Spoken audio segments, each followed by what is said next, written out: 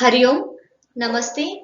I extend a warm welcome to all the viewers on this national webinar series Yoga Ramayana Vishwakosha History.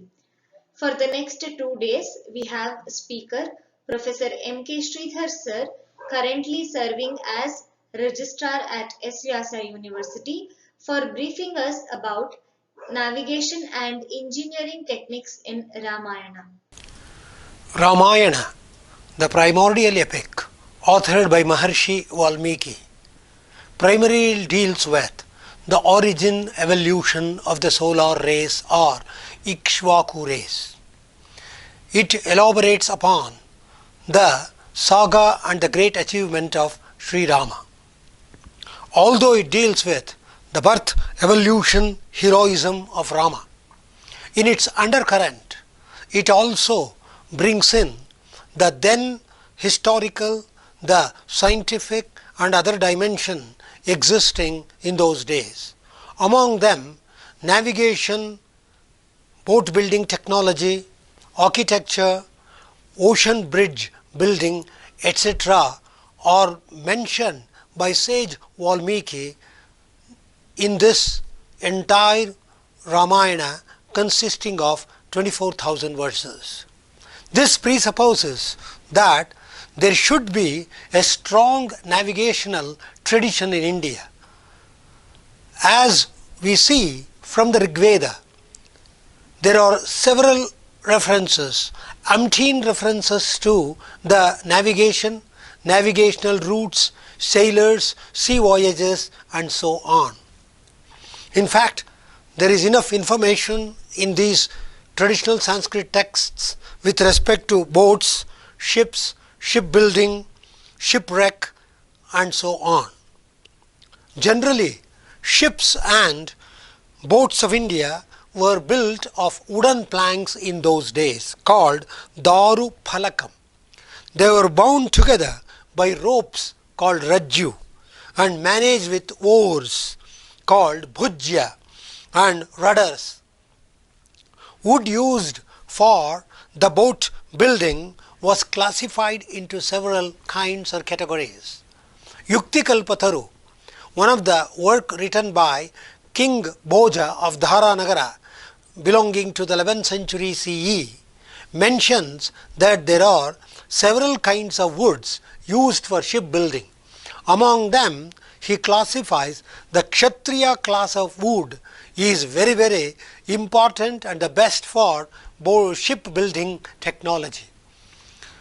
Among the various woods used, the more and more was Terminalia arjuna, or the wood and the bark made out of Arjuna tree, botanically called as Terminalia arjuna. Ships were also made of other trees such as teak, gambhari, tamala, priyala, manaplava, etc. Indian teak and aconite wood were in great demand by the Arabs as early as 3000 BCE for construction of massive ships. Indian ships had masts called kupaka and they were carrying sails, means sitani. The Shatavahana coins of 200 CE mentions the boats with masts. The Sanskrit text used for the word Karnadhara is for a sailor or a helmsman. Karna, according to Indian geometry, means the hypotenuse. Hence, one can guess that Indian masts and the early Indian ships had triangular sails. A teeth relic of Buddha was taken to Ceylon on a sea route. The ship is described as being constructed with planks sewed together with ropes, having a well-rigged lofty mast, Unnata Kupaka, with a spacious sail, Sitani, and commanded by a skillful navigator, Karnadhara. So this simple and ancient technique of boat building and ship building is in vogue even now in South India. So big ships were called as Mahaplava and Bujja, 100-oar ship which might have carried people, merchandise and other vehicles as mentioned in the Rig Veda. So Rig Veda mentions the word Bujja, means a very massive ship which was navigated by 100 sailors. Bhoja classifies two types of ships or vessels, namely ordinary Samanya and special or Vishesha. The ordinary ships were used for river travel, whereas the special ships were used for sea voyages.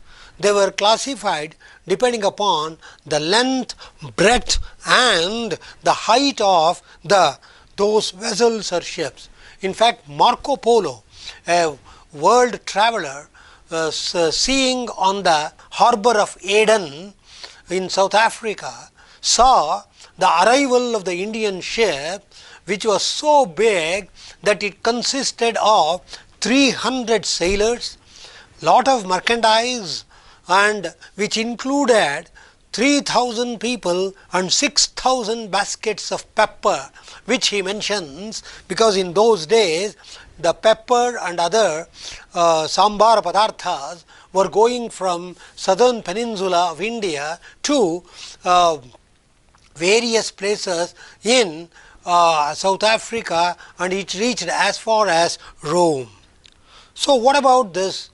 Among these ships, Bhoja says that the Unnata, means the lofty type of ship, was considered the best. What about the boat crew? The Avadana Shataka, belonging to the Buddhistic tradition, mentions the massive ships were built and manned by distinguished navigators such as Ahara, Navika and Karnadhara, Kaivartaka and so on. A person who navigated the vessel towards the shore was called Ahara, while Kaivartaka managed the river routes. Karnadhara operated the rudder and Navika was a sailor. Kautilya in his Arthashastra mentions a sailor engaged in rigging and bringing down sails. He was called Datta Sangrahaka. A leader of seafaring merchants or a seafarer or a fleet was called Sarthavaha or Mahasartha. And Kautilya informs that King Chandragupta had appointed a superintendent of ships called Naukadhyaksha under the supervision of a commissioner of ports called Pattanadhyaksha. Sartha means the people who move from one place to another for business, trade and commerce. They were going from one region to another, in India, elsewhere in the world, through the ships. They were called as Sarthas, merchandise. In fact, the Saraswati Samman awardee, Professor S.L. Bhairappa, a renowned novelist, has written a novel on this merchandise, on Sartha itself. So, having this in the background with respect to the navigational tradition in India, let us see how the navigation was recorded in the Ramayana. See, the Ramayana is in 7 cantos, kandas, you know. Ayodhya Kanda and Yuddha Kanda give some references to navigation terms, rivers, ocean, sailing, bridge building, architecture and architecture related things and many more. As we see from this several sargas or the cantos of the Ayodhya Kanda and the Yuddha Kanda, Rama, Sita, Lakshmana, while undergoing their forest life of 14 years, reached the banks of the Ganges river because they had to avoid the Ayodhya citizens who were ready to come with the Rama party and stay in the forest for 14 years. So, avoiding the citizens of Ayodhya, they crossed the Ganges river. Hence, Rama spoke to Lakshmana, his brother, to speak to Guha, the hunter king, and also who was a great navigator, to bring in a ship. Guha advised his ministers to arrange for a very strong and a formidable and a beautiful big boat for crossing the Ganges river by Rama and others. So, with all the important items and sailors, the ministers brought a beautiful big boat called Ruchiram Navam, which is fit for crossing the river just leading to the ocean. Tartum Sargaragam Nadim. So here and there I will be quoting the original verses from Valmiki's Ramayana to substantiate that there was navigational references. Rama says, Tarama Jannavim Saumya Shigragam Sagarangamam Saturamasya Vasanam Nishamya Pratigrihyacha Stapate Sturnamahuya Sachivan Idam Abravit Asya Vahana Sanyuktam Karanagrahavatim Shubham Suprataram Drunam Tirte Shigram Navam Upahara. See, Guha is telling, go and bring a very big ship which is very beautiful, fascinating in nature, and it is very fascinating, very attractive, so that Rama, Sita and Lakshmana may sail on the Ganges river. And they brought in. It was stationed. Then Guha says, Upasthitheyam Naurdeva Bhuyakim Karavanite. O Rama, I have brought the big ship for you. What more shall I do for you? Then this has the capacity to cross the massive and the mighty Ganges river. Most of you might have seen the Ganges. In fact, I was lucky among some of them, to start to see from the origin of the Ganges beyond the Gomukh, on top of the Gomukh near Tapovan, at a height of 15,772 feet, called the Akasha Ganga, and it flows from that Akasha Ganga and finally ends up in Ganga Sagar in Kolkata, running to 2,400 kilometers. And it's what a fascinating thing to see a small river such as the Bhagirathi on the Gomukh finally ends up as a massive river in Rishikesh, Haridwar and Prayag, Kashi and other places. What a great river, what a massive river. And Rama had crossed this river not with the help of the mechanical or the electric or the other type of boats we have now, but with the boats built out of woods, and he also crossed the Yamuna river with a raft. Then Rama saw that beautiful ship and big boat and on the banks of the Ganges river, which was capable of crossing the river very fast. Shigragam Satu Drishtva Nadi Tire Navam Ikshvaku Nandana. He saw that. Then Rama suggested Lakshmana, let Sita climb that first, and please assist Sita in climbing that big ship. Then you have to climb. Finally, I am going to climb it. So then after these things were done, he suggested the sailors or the Karanadharas to move the boat. So as they started moving the boat, Rama recited a Vedic hymn for the auspicious journey as recited generally at the time of the river travel and the sea voyages by the Brahmins and the Kshatriyas or the warriors. It commences as Daivim Navam, etc. So then all of them saluted the Ganges river, and Rama commanded the sailors systematically to proceed on the river slowly and cautiously, because Ganges was a raging river with gushing waters. So when this big ship or the boat entered the middle of the river, we find Vaidehi with folded palms saluted the Ganges river. She says, to quote, Putro Dasharathasyaham Maharajasya Dhimataha Nidesham Paretyemam Gange Tvabadhavirakshitaha Chaturdashacha Varshani Samagranushya Kanane भ्रात्रा सह मया चैव पुनः प्रत्यागमिष्यति ततस्त्वां देवी सुभगे क्षेमेण पुनरागत यक्ष्ये प्रमुदिता गंगे सर्वकाम समृद्धिनि त्वं हि त्रिपतका देवी ब्रह्मलोकं समीक्ष्यसे भार्या चोदधिराजस्य लोकेऽस्मिन् सम्प्रदृश्यसे सा त्वां देवी नमस्यामि प्रशंसामि च शोभने प्राप्तराज्ये नरव्याघ्रे शिवेन पुनरागते. See how wonderfully Sita is praising. O Ganges, you are mighty in nature. You sprang from the, from the heaven. Therefore, you are called Swarganga, and you are none other than the sacred waters of the lotus feet washed by Brahma when his father Vishnu in the manifestation as Trivikrama reached the sky and lifted his right foot, which reached the Brahmaloka, where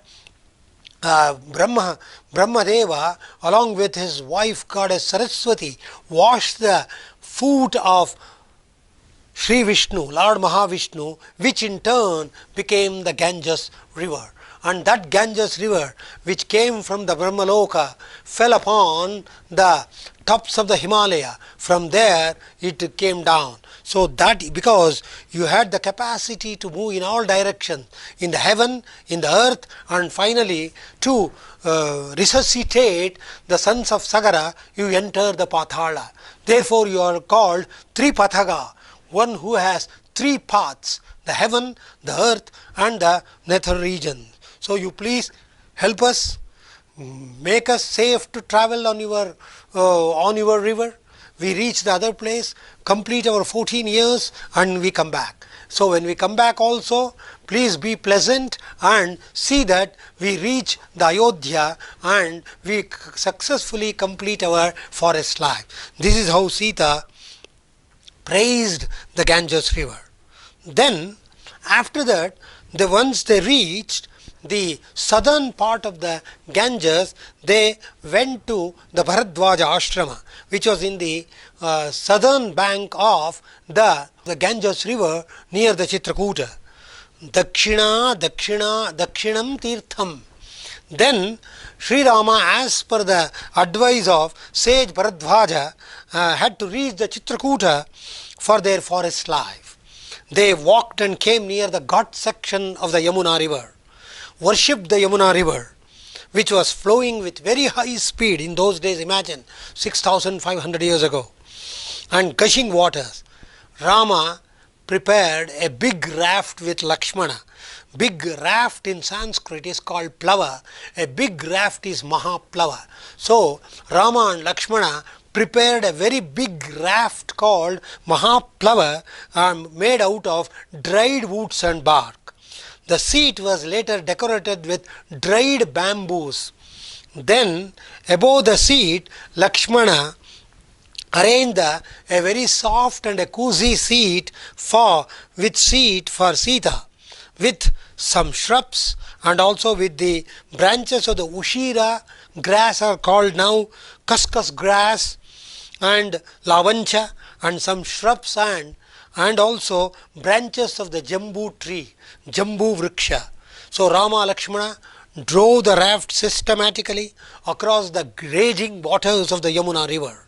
And when Sita reached the middle of the river with folded palms, she saluted the Yamuna river. "O goddess Yamuna, I am crossing this river with my husband and my brother-in-law. Please bestow grace upon my husband to complete this forest life happily." Thus they reached the southern banks of the Yamuna river. To quote, "Sitam eva agrata kritva Kalindi," means Kalindi is Yamuna river.